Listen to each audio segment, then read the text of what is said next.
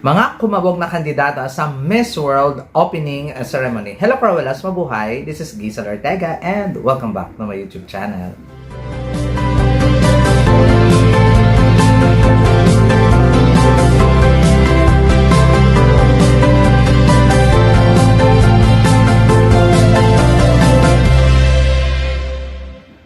Hello! Kamusta po kayong lahat? Good morning, good afternoon, good evening. Ano mga oras kayo nanonood sa akin ngayon? Maraming pong salamat. Sa mga bago ko dyan subscriber, returning viewers, thank you so much sa support. Sa mga hindi pa po dyan nakasubscribe, please subscribe my YouTube channel, Giselle Ortega, Cruella and Pageantry, and click the notification bell below para updated kayo when it comes na maglabas ako ng aking mga video. Hey! Ngayon guys, ay isa-isahin ko yung mga favorite ko doon sa opening ceremony ng Miss World Beauty Pageant 2025, the Olympics of the Beauty Queens. O, di ba? Kumbaga, kung ito, kung ang Olympics ay world of, ito talaga ang world champion ng mga sports, ang Miss World naman ang Olympics of Beauty Queens. O, di ba? So, knowing that almost and always 100 plus talaga ang mga ano ba tawag dito, ang mga kalahok at laging sumasali sa Miss World. Sa dami ng sumasali ay tinatawag talaga sila na Olympics of Beauty Pageant. Ngayon may mga nagugustuhan ako from Americas and the Caribbean, from Africas, from Europe, and from Asia and Oceania. Sa America and the Caribbean, ang gusto ko doon na contestant at nagpakita ng bonggang-bonggang showmanship doon sa kanilang national costume ay si Brazil, si Chile, si Peru, si Puerto Rico, at saka si Venezuela. Tapos after that, Africa na continent. Medyo marami akong nagustuhan doon. Si Cote d'Ivoire, Ethiopia, si Mauritius, si Somalia, si South Africa, at saka si Tunisia. Pero si South Africa parang hindi ko masyadong bet yung NatCos na. Mas bet ko yung 5, o diba? Pero kino-consider ko si South Africa kasi nga maganda yung kanyang execution kahit hindi naman bongga ang kanyang NatCos. Next, punta naman tayo sa Europe. Medyo madami-dami ako nagustuhan sa Europe region, which is Bulgaria, Denmark, England, France, Netherlands, and Spain. Sila nga yung mga nagustuhan ko sa Europe region. Okay rin sa Ireland at saka sino ba yun? Wales. Ayan. Bet ko rin. Pero dito talaga ako, dito ako na-impressed ng bonggang-bongga sa national costume ng Asia and Oceania, which is Miss Australia. Ang ganda-ganda niya, grabe. Miss India, na super beautiful sa kanyang makeup. Talagang host country talaga siya. Si Miss Indonesia, si Miss Philippines, si Miss Thailand, at saka si Miss Vietnam. All 25 yung nagustuhan ko doon sa opening ceremony ng Miss World 2025 opening. So, may dalawa lang akong sobrang nagustuhan ko talaga when it comes sa performance, which is si Miss Krishna Gravides.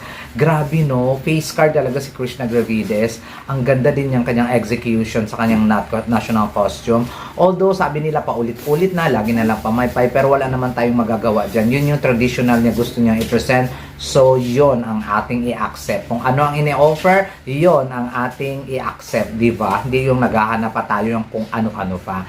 Tapos, isa rin sa nagustuhan ko talaga ay si Miss Thailand, si Opal.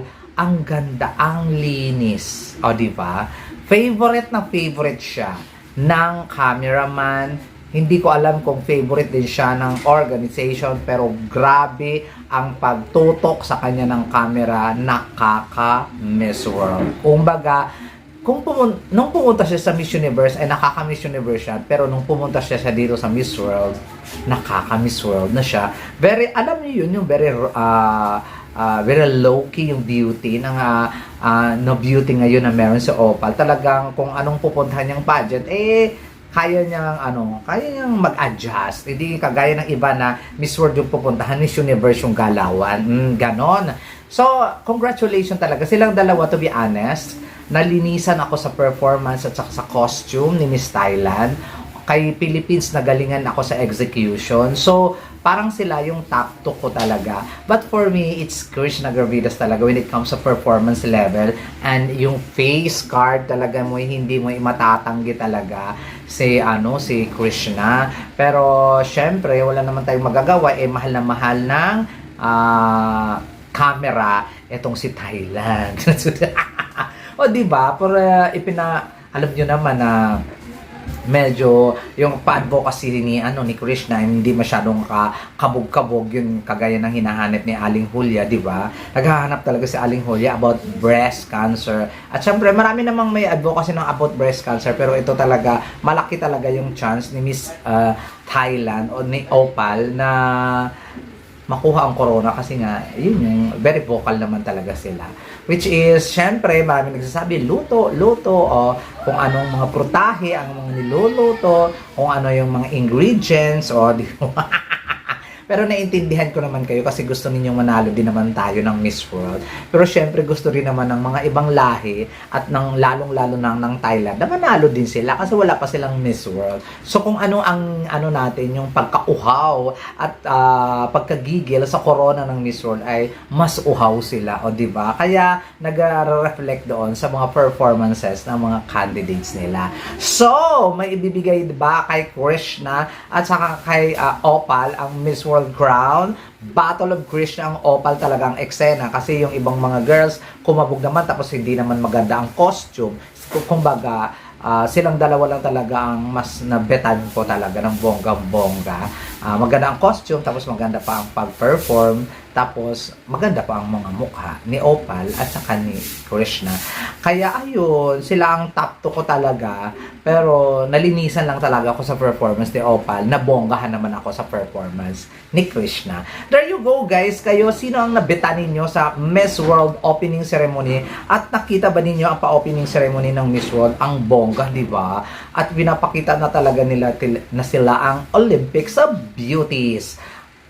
Ang amazing. May sound like boring pero nakaka-amaze talaga ang eksena na pa-opening show ng Miss World. And congratulations din sa India sa magandang pag-host. O di ba? Napuno nila yung buong stadium tapos nilagyan nila ng parang trapal or tarpaulin or whatsoever na carpet doon sa parang football field, tapos doon si pinaramp kasi ang daming ang kandidata, tapos ang dami din performers. So congratulations sa Miss World at mukhang kaabang-abang ang susunod na mga activities sa mga fast track ng Miss World 2025. So abangan natin yan every day.